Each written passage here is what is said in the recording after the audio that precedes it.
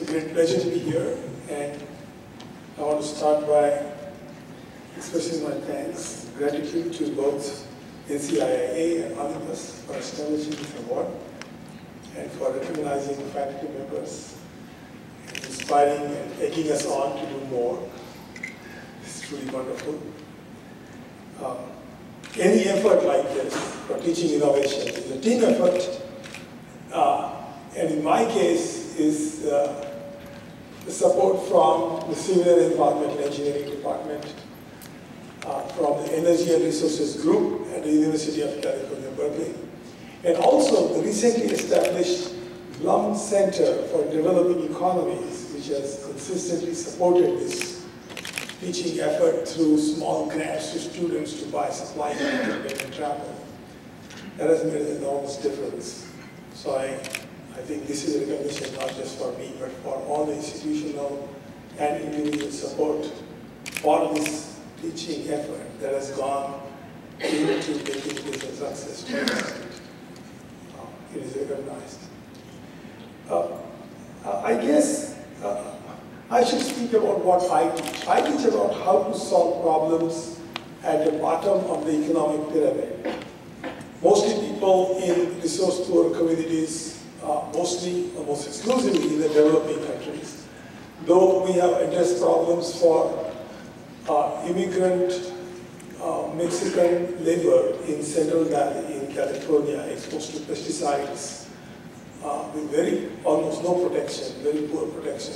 And also problems for the homeless in New Orleans after the flooding. All their homes got wiped out. But most of our applications have been in the developing countries. And I pretty much want to echo what Professor Acharya said in terms of how important it is to select a problem that is soluble but not yet solved. So what we end up doing is set up a couple of screens to understand what problem is worth attacking and is soluble. First is to learn to walk in the shoes of those whom you hope to help. So the students, even though they come from the first world, many of them have spent almost all their life in the United States, need to understand what's the worldview and what's the perspective of the people and the community whom they hope to help. So unless it's a priority for the community that you're hoping to intervene with, you're solving a problem that's on the fringe that they don't care about. It's not a problem to them. And your efforts are likely to be wasted unless you undertake an enormous educational effort to first explain to them and persuade them why it is a problem. So that's the whole additional layer of difficulties to go through. One could do that, and sometimes I've done that.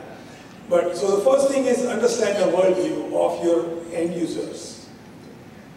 The second thing that I teach is for the students to understand that nothing exists in a vacuum. Every problem that they see in a societal context has winners and losers.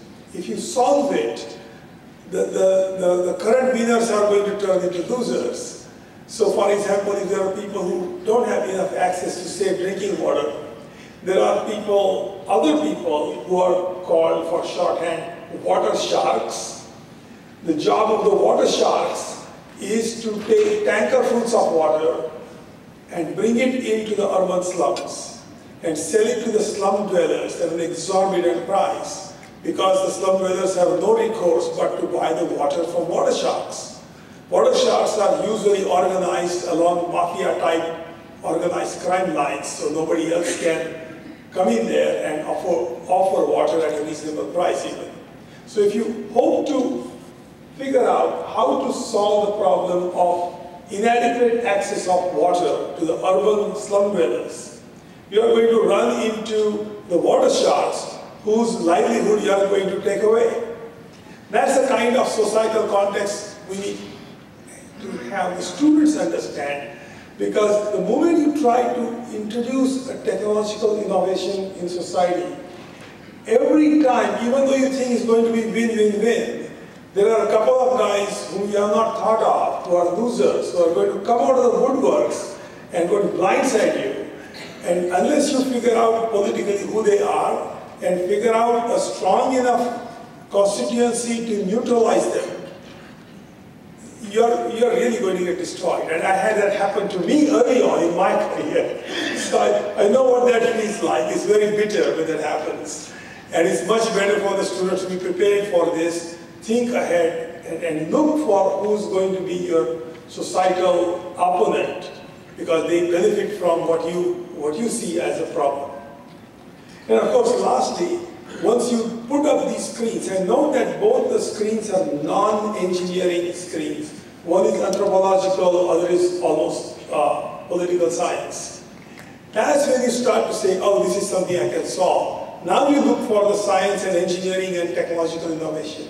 So it requires an enormous span of knowledge and skill set, which normally a single person doesn't have. So you need a team, you need trust in the team, you need a team building exercise to pull all these skills together. And then you do the scientific or technological innovation to figure out how you're going to solve it in a way that is not only affordable to them, but the benefit so greatly exceeds the cost that is actually going to have legs, is going to go to scale because of the profit that is earned by the people who actually adopt the innovation.